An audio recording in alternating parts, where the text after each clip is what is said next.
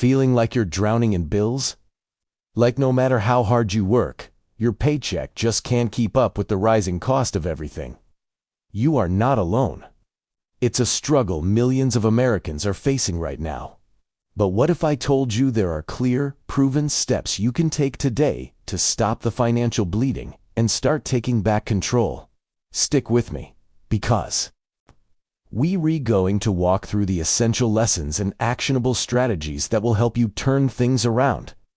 First, let's talk about the silent leaks. Before you can tackle the big, scary bills, you have to plug the small, invisible holes that are draining your bank account every single month. Start by auditing your subscriptions. Take a hard look at your bank statement or use a free app to track your spending. That streaming service you haven't watched in a month? Cancel it. The gym membership you keep promising you'll use? Gone. The app you downloaded for a free trial and forgot about? It's costing you. Every dollar you reclaim is a win. Next, it's time to negotiate every single bill. Most people have no idea you can do this.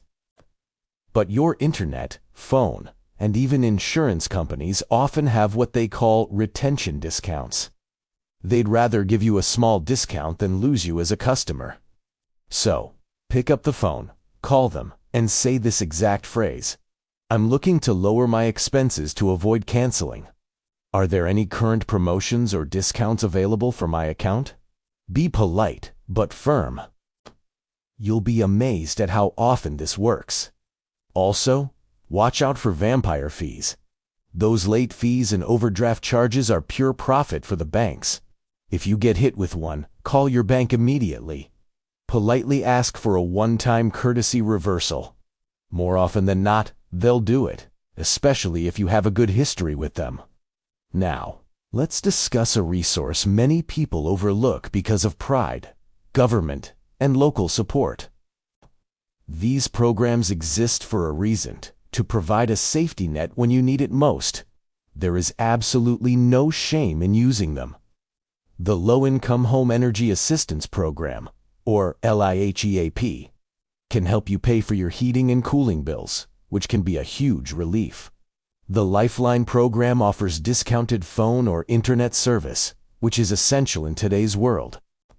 If your grocery bill is forcing you to choose between eating and paying rent, please look into SNAP and WIC. Okay, let's tackle the monster in the room: debt. If high-interest credit cards are eating up your income, you need a strategic plan, not just random payments. There are two main proven methods. First is the avalanche method. With this, you pay the minimum on all your debts, but you throw every single extra dollar you have at the debt with the highest interest rate.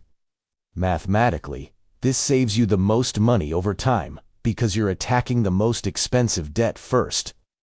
The second strategy is the snowball method. Here, you focus on paying off the smallest debt balance first, regardless of the interest rate. While it might not save you the most on interest, the psychological boost you get from completely eliminating a bill is incredibly powerful. That win can give you the motivation you need to keep going and tackle the next one. Choose the method that feels right for you. Best plan is the one you can stick with. If you feel completely overwhelmed, look for a nonprofit credit counseling agency. A great place to start is the National Foundation for Credit Counseling, or NFCC. They can help you create a debt management plan and may even be able to negotiate lower interest rates on your behalf with your creditors. Next, we need to change your money flow. If your bank account is hitting zero long before your next paycheck arrives, your budgeting style might not be working for you. Let's look at a couple of powerful alternatives.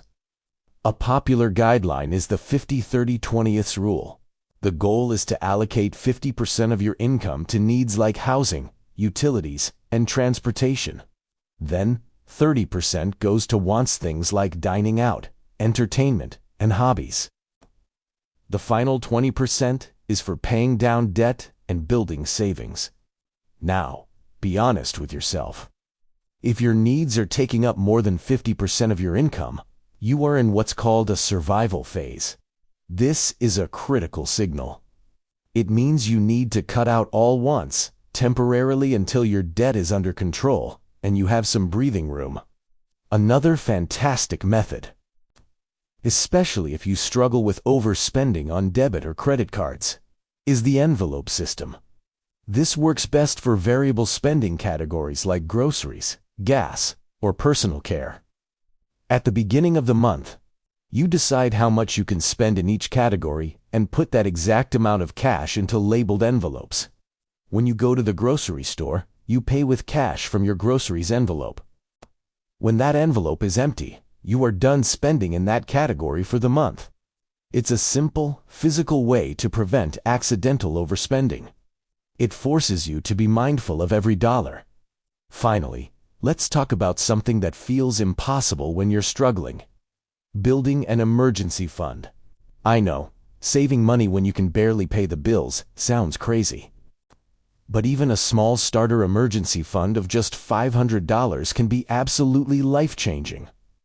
It's the difference between a flat tire being a minor annoyance you can handle, or a full-blown financial catastrophe that causes you to miss work and fall even further behind. So, how do you do it? Automate it. Set up an automatic transfer from your checking to your savings account for every payday, even if it's just $5 or $10. When you don't see the money, you're less likely to miss it, and it will slowly but surely start to add up. Over time, that tiny fund will grow into a powerful buffer between you and financial disaster. Before we wrap up, I want to be very clear. If you are facing an immediate crisis, like an eviction notice or a utility shutoff, please do not wait. Contact your local legal aid office or a community action agency right away. They have resources specifically for these emergencies. Taking control of your finances is a journey, not a sprint. It takes time, patience, and a lot of courage. But by plugging the leaks, accessing support, strategically attacking your debt, and changing how you manage your money flow, you can build a more secure future. You can do this. Thank you so much for watching. If you found this helpful, please give this video a like. Subscribe for more content to help you on your financial journey, and share your own tips in the comments below.